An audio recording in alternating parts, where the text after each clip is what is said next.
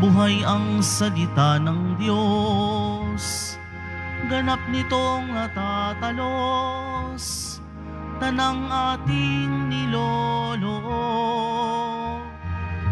Alleluia, Alleluia, Alleluia, Alleluia.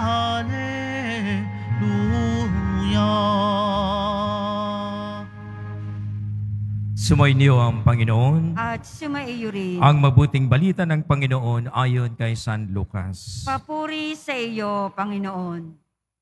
Noong panahong yun, pagkatapos magsalita ni Jesus, siya ay inaanyayahan ng isang pariseyo upang kumain, kaya't pumunta siya sa bahay nito. Pagdulog sa hapag, nagtaka ang pariseyo nang makita niyang kumain si Jesus nang hindi munang maghugas ng kamay. Sinabi sa kanya ng Panginoon, "Kayong mga pariseyo, hinuhugasan ninyo ang labas ng tasa at ng pinggan, ngunit ang loob ninyo'y punong-puno ng kasakiman at kasamaan. Manghangal, hindi ba't may ang likha ng labas ay siya ring may likha ng loob? Ngunit ipamahagi muna ninyo sa mga dukha ang mga laman ng mga sisidlan at magiging malinis ang lahat ng bagay para sa inyo." Ang mabuting balita ng Panginoon. Pinupuri ka namin, Panginoong Heso Kristo. Magsiupo muna po ang lahat. Nakakapagtataka lang pong isipin na si Jesus ay inimbitahan ng isang pariseyo sa isang kainan. Mayos po sana ito, ngunit pero kung atin pong isipin sa ordinaryong mga pangyayari, na yung komento ng Panginoon ay napakalakas para matingnan may igi din ng pariseyo ang kanya mismong kaisipan. Mga kapatid, hindi lang po bilang isang reliyoso, bilang isang mayroong relihiyon na tayo po ay merong mga ritual, merong mga simbolo. Sa ating pangkaraniwang buhay, sa araw-araw nating ginagawa, sinisimulan po natin ito ng mga ritual na tila bagang automatic na sa atin. Halimbawa, sa pagising natin sa umaga, tinatanggal na siguro natin ang mga muta sa ating mga mata. Tapos tayo maghihilamos, tayo magsisipilyo, at tayo maghugas ng kamay bago kumain. At paulit-ulit na natin itong ginagawa at automatic na sa atin. Na parang kahit hindi na natin isipin, ay nagagawa na natin ito. Ritual na pang-ordinaryo natin ginagawa. Sa atin din po bilang isang simbahan, meron din tayong mga ritual, meron din tayong mga simbolo. Kaya nga lang po yung mga ritual na ito ay pinagtutuunan ng malaking pagtingin ng ating mga kasamahan na hindi na nakikita ang pagpapakahulugang malalim nito. Halimbawa po, para po tayong sigurong nakatayo sa isang signpost na nakatuon, dito ang punta ng Quiapo, at kinakaalam mo sigurong maglakad o di kaya sumakay. Pero karamihan ay nananatili sa signpost at hindi na nakakapaglakad. Ibig sabihin, hindi ganap ang kanyang tukoy sa kanyang pupuntahan. Marami din po sa atin na mga magagaling sa mga detalye ng pagsunod ng ritual ng ating simbahan.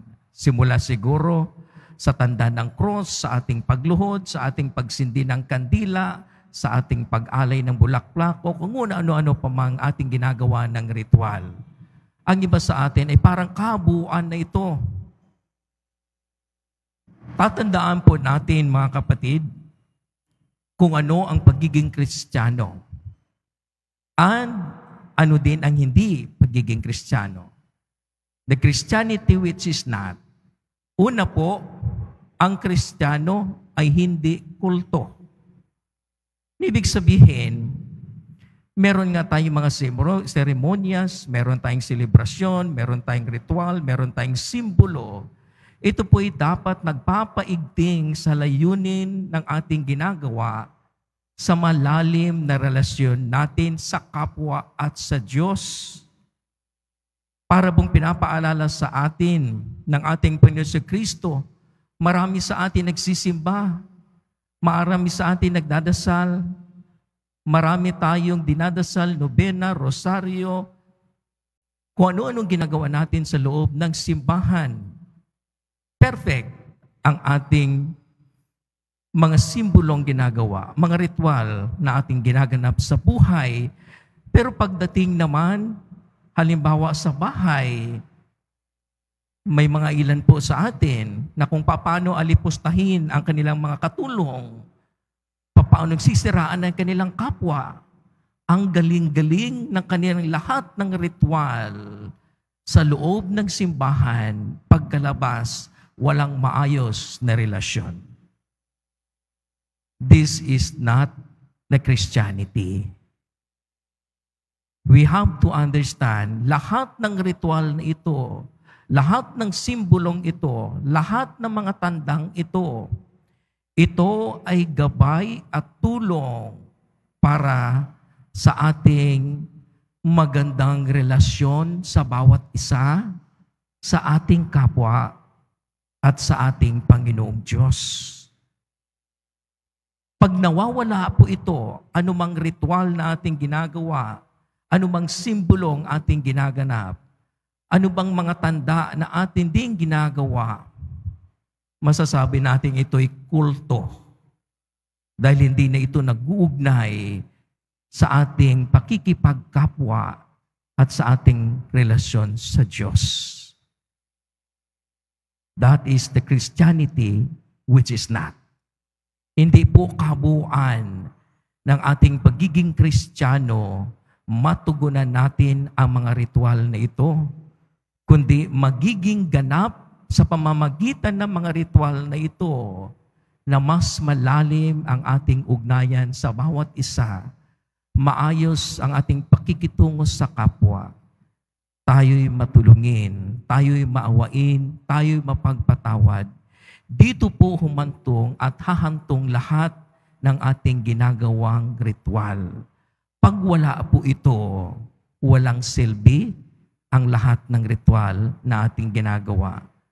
Tulad ng aking nabanggit kanina, mananatili itong signpost sa ating buhay na tayo ay nakatayo lamang doon at hindi natin ginaganap o ginagawa ang tunguhin ng signpost na ito bilang ating gabay.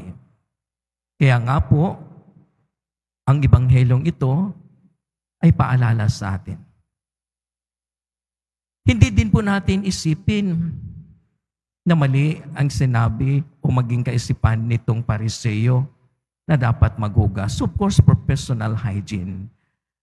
Ipinapakita sa atin ng Panginoon na kung meron kang pagpapahalaga sa mga external panglabas ng bagay na ikinalilinis ng iyong katawan o kapaligiran, mas lalo't higit ang lalim ng iyong pagkatao. Ibig sabihin, if you have 100% concern sa kalinisang panglabas, this should also complement, if not more than, sa ating kalinisan ng kalooban. Dapat na ipapakita ito ng ating panglabas na layuning kalinisan ng ating pagkatao ay makikita din sa kalooban ng ating pakikipagkapwa-tao at sa Diyos. So, ibig sabihin po, ganap siya.